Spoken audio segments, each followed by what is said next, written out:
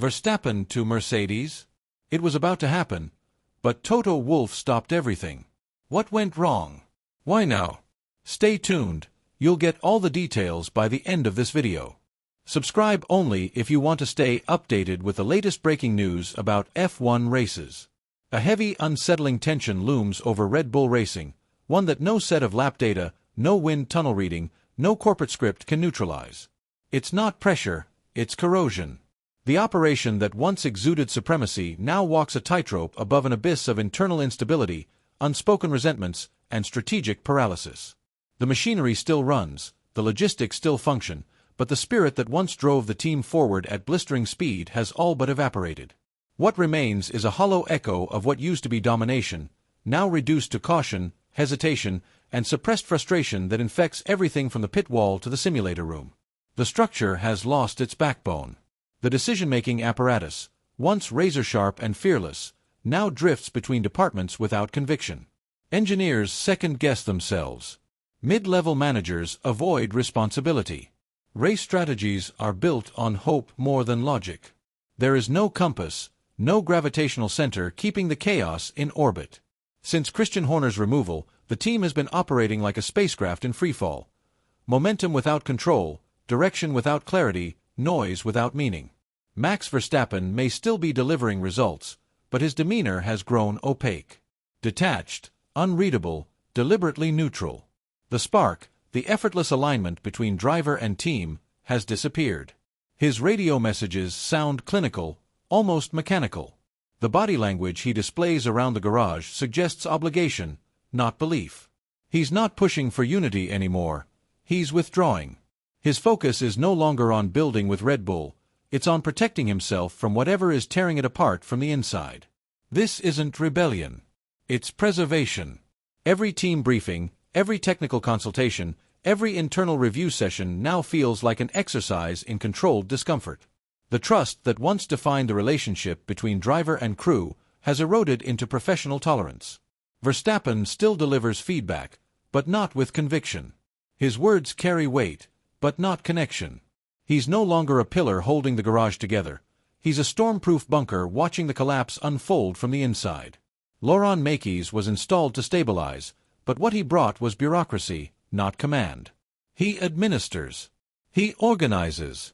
But he does not compel. His leadership lacks presence, and within a team built on instinct, urgency, and unflinching authority, that absence is fatal. His role is technical, not emotional. He guides process but cannot reignite purpose. He's keeping the lights on, not recharging the battery. And in a sport where directionless leadership is indistinguishable from sabotage, his quiet approach has accelerated the decay. In Milton Keynes, the energy is no different. The facility continues to function, but the atmosphere is sterile. Creativity has been replaced by compliance. Designers are boxed in by shifting priorities. Innovation has become a theoretical goal rather than a lived standard.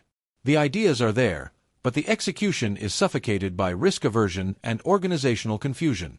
The car still performs, but no one understands why. The gap between simulation and reality widens. Confidence erodes.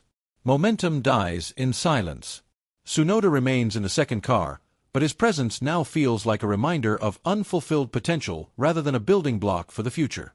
His emotional volatility, once tolerated as passion, is now interpreted as instability. His feedback sessions are dissected more out of concern than collaboration.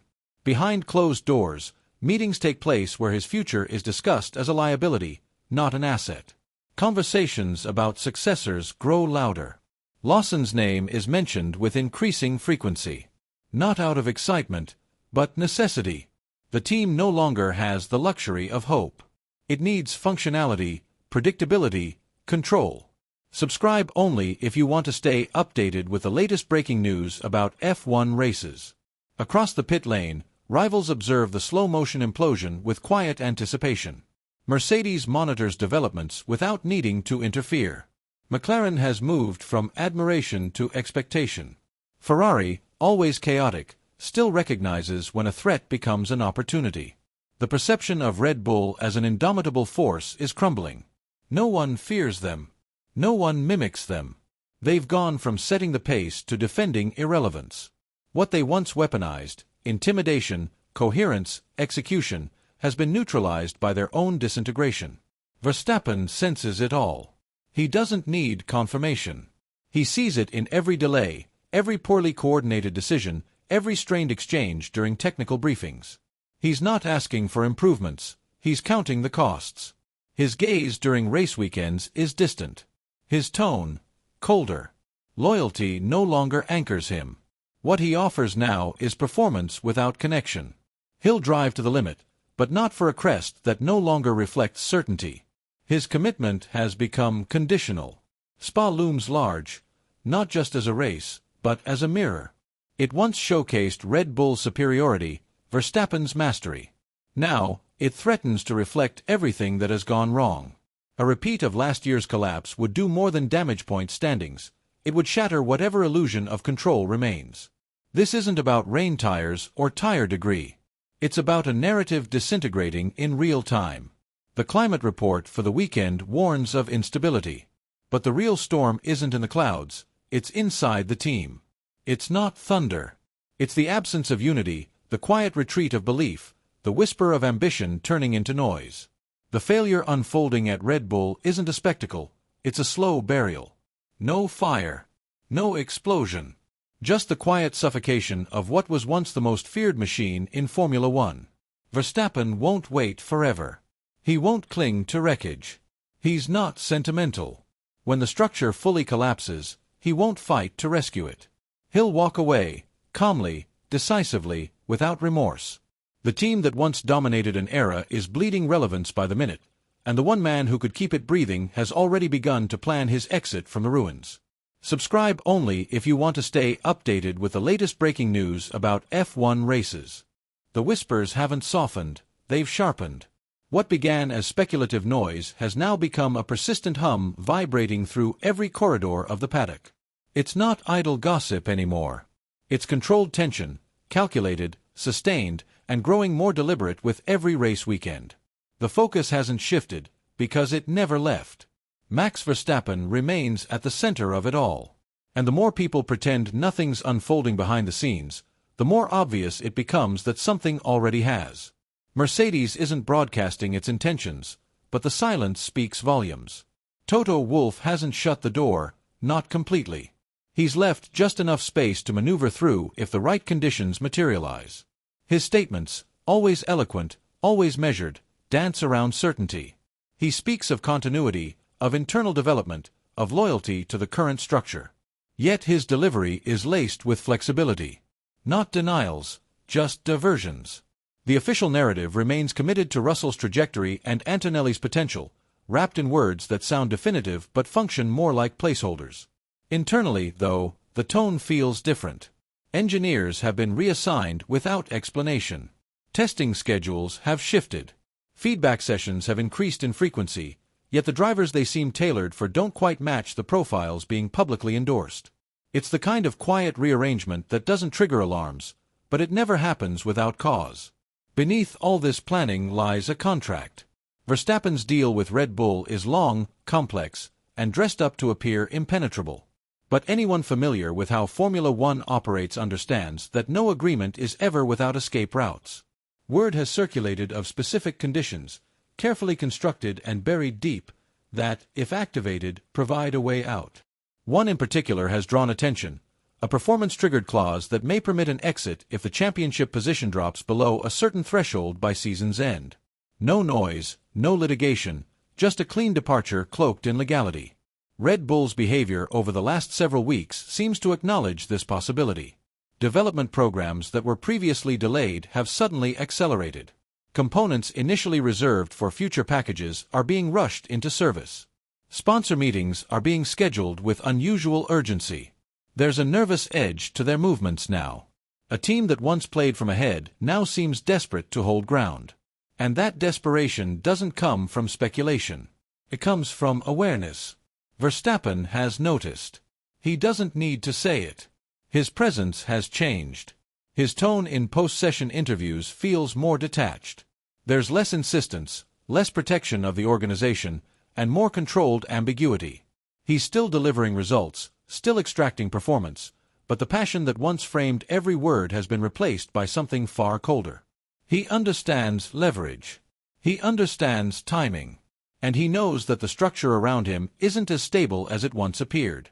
Mercedes, by contrast, feels still, but only on the surface. Beneath the calm, the machine is moving.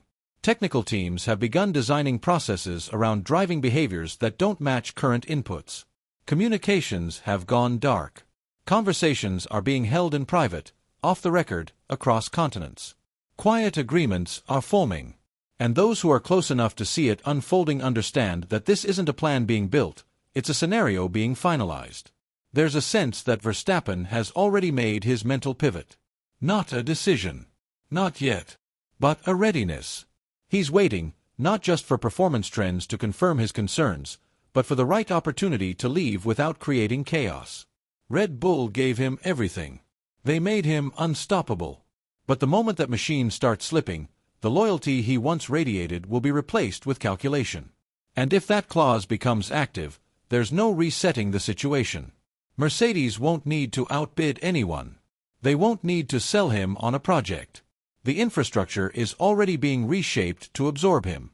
Systems are being refined. Internal hierarchies are shifting. The entire organization is subtly adjusting to accommodate a force they haven't publicly acknowledged, but have already prepared for. Horner feels it. His demeanor is more controlled, more rehearsed. His interviews have become rigid, sanitized. There's less confidence, less momentum in his tone. The stress is visible, in his posture, in his repetition, in his increasing avoidance of direct confrontation. He knows that holding Verstappen is no longer a guarantee. And when a driver like Max senses uncertainty from leadership, he doesn't voice concern, he plans his exit. This won't unfold with headlines or dramatic declarations. It won't happen through press releases or staged farewells. It'll come through a decision made quietly, finalized behind closed doors, executed with precision. A signature. A transfer of power. A shift that redefines the sport, not as a change of teams, but as a rewriting of control. Because when Verstappen moves, he doesn't just vacate a seat. He topples structures. He changes dynamics. And if he walks away, Red Bull won't simply lose a driver, they'll lose the very identity that kept their dominance alive. Mercedes won't just gain speed. They'll gain the weapon their rivals feared most. And that kind of move doesn't announce itself. It just happens. Behind the meticulously staged appearances, behind the iconic red suits and orchestrated interviews, something at Ferrari feels increasingly strained, tight, uneasy, and uncertain. There's no outward meltdown, no visible fracture, but the quiet tension that has begun to coil inside the organization is undeniable. It doesn't shout. It whispers. It leaks into corridors, meeting rooms, engineering calls. The mood is not explosive, it's corrosive. The kind that eats away at foundations long before anyone notices the structure is giving way. Fred Vasseur's presence at the helm continues, but not with unanimous support. It's sustained by fragile alignment, not conviction. After the disappointment in Montreal, discontent filtered upward. It wasn't dramatic, it was subtle, subdued, strategic. John Elkann no longer offered visible backing. Benedetto Vigna's tone cooled. No memos were leaked, no statements issued, but those closest to the decision-making core knew their patience was thinning. Vasseur hadn't failed outright, but he hadn't delivered clarity either. He wasn't on the brink, but he was under a microscope. What spared him from immediate threat was not a technical breakthrough or strategic masterstroke, it was diplomacy. Both Charles Leclerc and Lewis Hamilton offered carefully worded endorsements. Not impassioned defenses, but tactical affirmations. Hamilton, in particular, framed his comments with careful detachment, focusing on structure, communication, and steadiness. Not performance. Not vision. Leclerc echoed the sentiment, more out of duty than belief. Their united front kept the wolves at bay, for now. But the support is conditional. It holds only if progress arrives.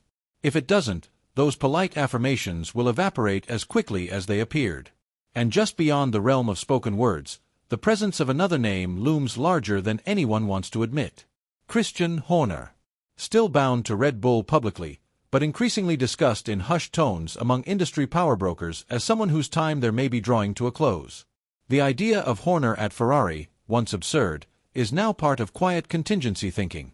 The thought alone would have been heresy a year ago. Today, it's an option. A card that could be played if everything else disintegrates. Because Ferrari has reached this point before, where tradition is no longer enough to anchor the future. From a technical standpoint, the car's transformation has not matched its ambition. The SF-25 remains a machine defined by compromise, not confidence. The recent updates were born not out of innovation, but necessity.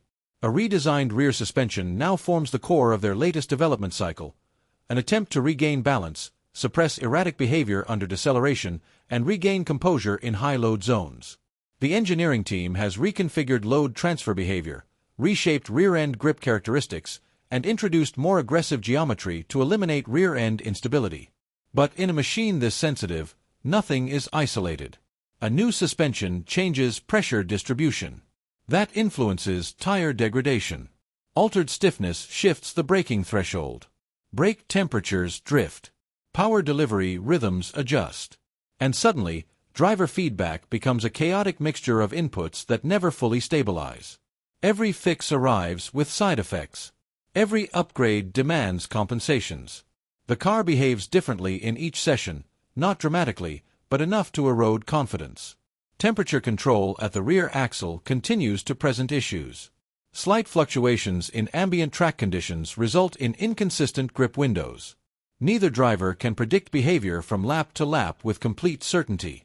Sometimes it rotates too sharply on corner entry. Sometimes it pushes wide without warning. The engineers scramble to adapt each setting, but the complexity multiplies. Nothing flows. Everything reacts. Internally, the tone has shifted from excitement to containment. Meetings grow longer. Simulations are run twice as often. Communication is more formal, less creative. The environment hasn't collapsed, it's constricted. Everyone feels the narrowing space. Innovation is harder when every decision carries the weight of potential failure. Nobody wants to be blamed. Everyone moves carefully. Progress is demanded, but mistakes are punished. Risk-taking becomes dangerous. And in Formula One, fear smothers imagination. Hamilton remains poised on the surface, but the fire behind his eyes is dimming. He didn't join this team to admire heritage. He came to win. And as the weeks pass without momentum, he begins to question, not aloud, but through silence, through the way he engages with briefings, through the way his gaze lingers over screens longer than usual. He measures progress not by headlines, but by execution. And if the results don't arrive soon, he won't stay quiet forever. Leclerc says less but feels more. He's been promised revolutions before. Promises that faded. Projects that collapsed. Leadership that pivoted and vanished. He wears the uniform with pride but walks the halls with caution. Every delay, every reset, every revised timeline chips away at his belief. He knows what potential wasted looks like, and he sees the early signs. Ferrari continues forward. Not with confidence, but with obligation. The factory doesn't sleep. The meetings don't stop. The updates don't end. But the trajectory feels uncertain. Results arrive in fragments. Solutions never feel final. Strategy is reactive. The margin for error is thin, and the pressure is absolute. And while the red cars keep appearing on track, while the crowds keep cheering, while the legacy continues to be marketed, behind closed doors, people are wondering how long the illusion can hold. Because Ferrari isn't falling apart. Not yet. But it's not climbing either. And in this sport, if you're not ascending, you're already being left behind. Away from the front-running theatrics, Aston Martin finds itself wandering in a fog of obscurity, neither a contender nor a threat, simply lingering without direction. Their so-called major update remains shrouded in deflection rather than suspense. There's no transparency, no specifics, just evasive language masking either overconfidence or sheer uncertainty. Technical staff offer rehearsed lines, team executives dodge every inquiry, and the only consistency is their unwillingness to confirm whether they're correcting past errors or compounding them. Some insiders suspect it's a revised underbody. Others point toward a compromised aerodynamic package restructured in haste. There's even cautious speculation about an experimental mechanical solution being rushed to salvage grip instability.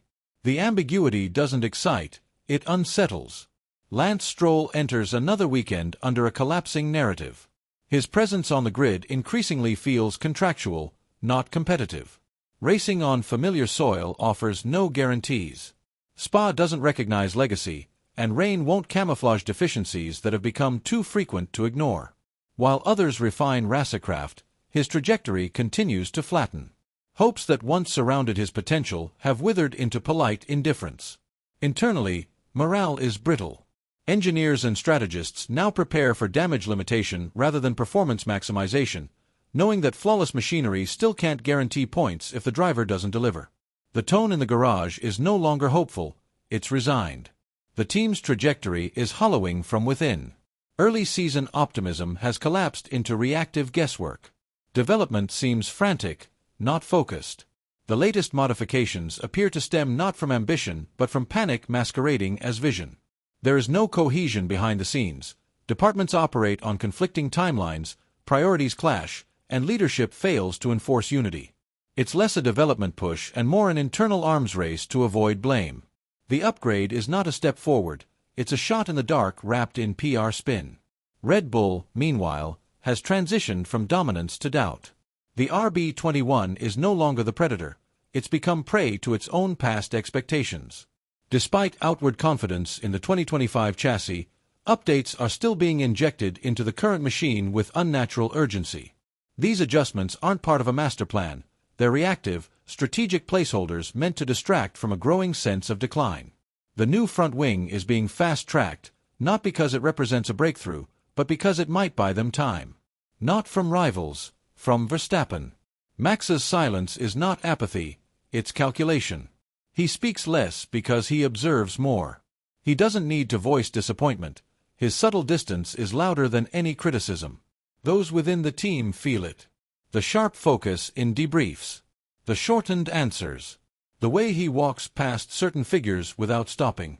He recognizes when a project loses direction. He's seen this decay before. Once it starts, it rarely reverses. Internally, the focus has shifted from pure performance to retention.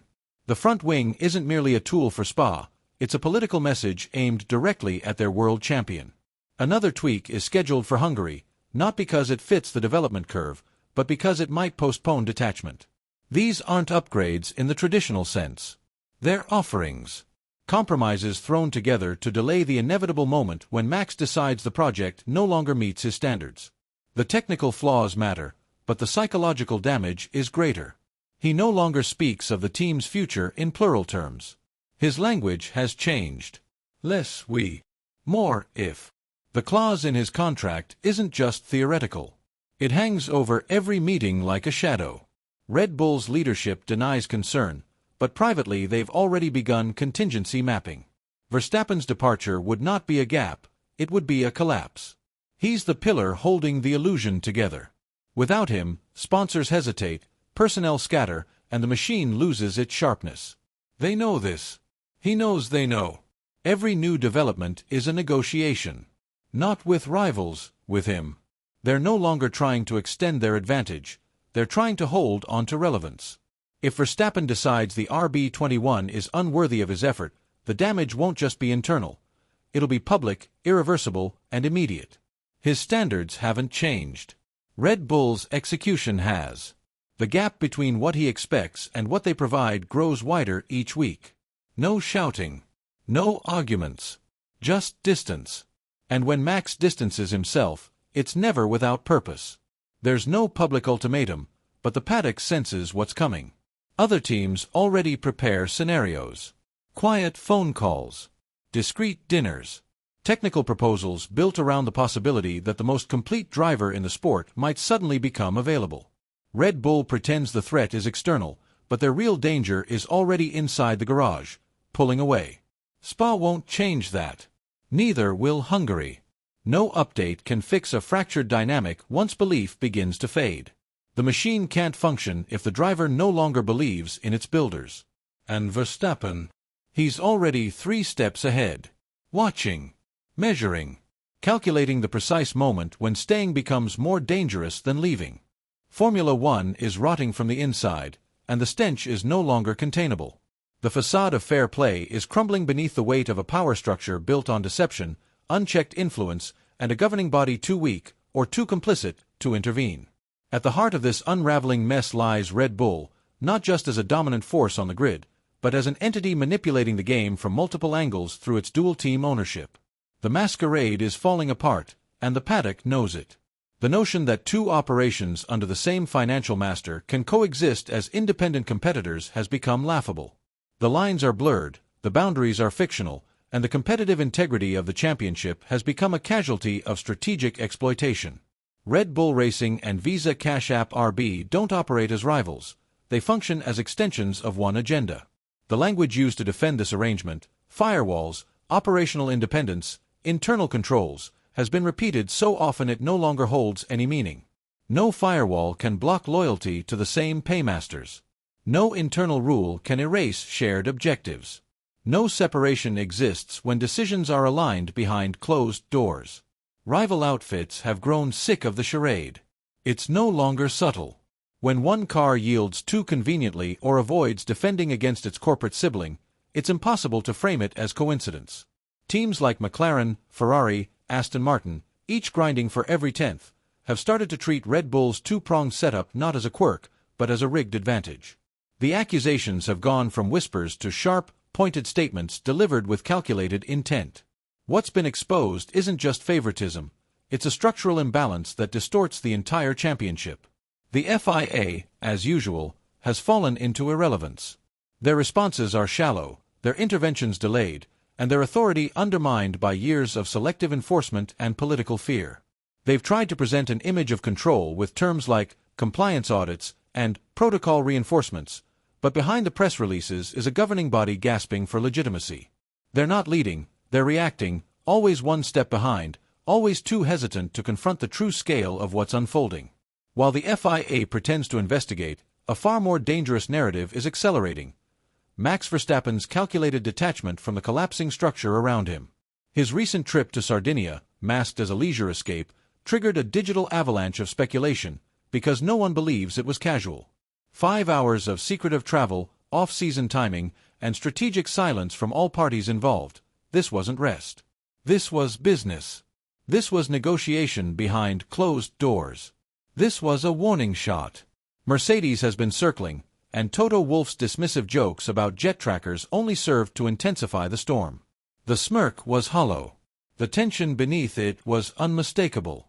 Verstappen is exploring his exit, not because he fears losing, but because he's tired of winning under a crumbling empire. He sees what's happening behind the walls. The dysfunction, the internal division, the growing sense that Red Bull's dominance is no longer sustainable without him patching over the cracks. His loyalty is not infinite. His patience is gone. He may still be wearing the colors, but his mind is already halfway out the door. And if he pulls the trigger, it won't be a switch, it will be detonation. Red Bull's illusion of control would vanish overnight. The myth of an indestructible force would implode, exposing fragility hidden behind trophies and headlines. Verstappen leaving wouldn't just be a driver change, it would be the collapse of an entire model built on coordinated power. The fallout would be severe. Engineers would reconsider their roles. Sponsors would demand clarity. The balance of influence inside the paddock would be violently upended. And those who've quietly enabled Red Bull's unchecked growth, FIA figures, silent executives, passive team bosses, would face consequences they're not prepared to manage. Nothing about this feels recoverable. The trust is gone. The structure is cracking. And the sport is staring down a reckoning it can no longer postpone. This isn't strategy. This is sabotage, dressed in corporate branding and PR noise. What's coming next isn't a press release or a rules clarification. It's collapse. And when it hits, no one will be able to pretend they didn't see it coming. Formula One isn't just volatile this season, it's hostile, fractured, and ready to implode. The community isn't engaged in debate anymore, it's engaged in full-blown digital warfare. The spark. A so-called mid-season ranking video from Toto, the self-appointed authority on driver performance, whose latest upload has detonated across the internet like a shockwave. And this isn't harmless chatter or fan banter, it's outrage, disgust, disbelief, and an avalanche of backlash. The comments aren't opinions, they're battlegrounds. The reactions. Explosive. Putting Nico Hülkenberg in the third spot was the equivalent of setting fire to logic and reason. Nobody could make sense of it. Analysts, fans, even neutral observers were left slack-jawed. It was as if the last 10 Grands Prix had been ignored, like someone had rolled a dice instead of watching the races. The uproar was immediate. Screenshots of qualifying sessions, overtaking data, point spreads, everything was thrown into the mix to dismantle that choice. Hülkenberg, who's barely survived in the shadows of the midfield, suddenly catapulted ahead of drivers who've been dragging machinery into contention every single weekend. It wasn't a ranking, it was a provocation. Then came the absolute burial of Lance Stroll. Ranked at the very bottom, not just low, but beneath rookies and drivers in complete turmoil. It wasn't even criticism, it was dismissal. A total wipeout of any recognition for the pain, grit, or determination he's shown this year. Regardless of machinery or setbacks, that level of disregard didn't come across as harsh, it came across as calculated humiliation. But the real grenade was Alex Albon being launched above Charles Leclerc and Carlos Sainz. That placement triggered a meltdown. Yes, Albon has overperformed. Yes, he squeezed every bit of potential from a backmarker. But to elevate him above 2 Ferrari drivers who've been in the fight at the front, handling the pressure of a national institution and shouldering blame for team errors every weekend? That wasn't just biased. That was an insult to competitive integrity. That was narrative manipulation disguised as opinion. The community wasn't just unhappy, it erupted. Reddit threads reached breaking points. Twitter turned into a war zone. YouTube comment sections became interrogation chambers. People weren't arguing, they were eviscerating. Accusations flew, emotional favoritism, manufactured controversy, engagement farming. Nobody was buying the idea that this was honest analysis. It was seen as performance, as bait, as content strategy dressed up in pseudo-expertise. The poll meant to back up Tomo's list backfired spectacularly. Fans overwhelmingly leaned toward Verstappen, whose dominance this season has been cold, clinical, and untouchable. George Russell's composure and consistency were recognized. Oscar Piastri, crowned #1 by Tomo, was barely mentioned in comparison. The disconnect between creator and audience wasn't just visible, it was staggering. And worse, it was perceived as deliberate. A betrayal of credibility in exchange for outrage clicks. And still, somehow, the most disgraceful oversight remained Lewis Hamilton. Ranked appallingly low, treated as if he's simply existing rather than competing. Never mind that he's weathering one of the most unstable development phases Mercedes has ever seen. Forget the fact that, through all the setbacks, all the missed upgrades, all the internal chaos, he's still within range of Leclerc in the standings. That doesn't just warrant recognition, it demands it. But in this new ranking culture, context no longer matters. Legacy is irrelevant. Performance is twisted into spectacle. Every driver ranked unfairly sees it. Every engineer hears the fallout. These rankings don't live in a vacuum. They reverberate through paddocks, meeting rooms, and press conferences. They affect reputations. They create pressure. They stir resentments. This isn't entertainment anymore. It's a weapon. And it's being wielded with zero accountability. And just when the storm couldn't get more unhinged, the skies over Spa added another layer of dread. Rain. Not a drizzle. Not a light mist. Chaos. Patches of torrential downpour, rapid temperature shifts, and that notorious Spa unpredictability where Turn 1 is flooded while Sector 2 is dry. Every strategy, every setup, every assumption, worthless by the time race day arrives. Spa doesn't level the playing field, it breaks it apart and forces teams to survive it. Tire calls will either save weekends or destroy them. Rain on Sprint Saturday could erase any grid preparation. Practice sessions might be totally irrelevant if the conditions shift. Verstappen could go from control to catastrophe in a single corner. Hamilton could rise from the chaos, as he's done so many times, or be caught in someone else's mistake. And Ferrari. One miscommunication, one botched timing, and it's all gone again. Everyone's under the microscope. Everyone's vulnerable. This is a weekend that can reshape the championship narrative, or blow it to pieces. And it's not just about weather or rankings or fan polls. It's about who can survive the noise, the pressure, the manipulation, and the madness. This isn't a race anymore. It's an arena. And only the most ruthless, the most alert, the most mentally bulletproof will walk out of Spa with anything to show for it. So now it's over to you. Are you buying into the hype? Was Tomo's ranking a train wreck or a calculated move to stir chaos? Does Piastri belong at the top? Is Hamilton being erased from the conversation on purpose? And who's about to rise through the fog of Spa while the others drown in it? Get in the comments. Bring your takes, raw, brutal, unfiltered. If you're done with the PR fluff and craving the undercurrent that actually drives the sport, hit that like button and subscribe. This isn't surface-level F1 coverage. This is the black box, and we're opening it.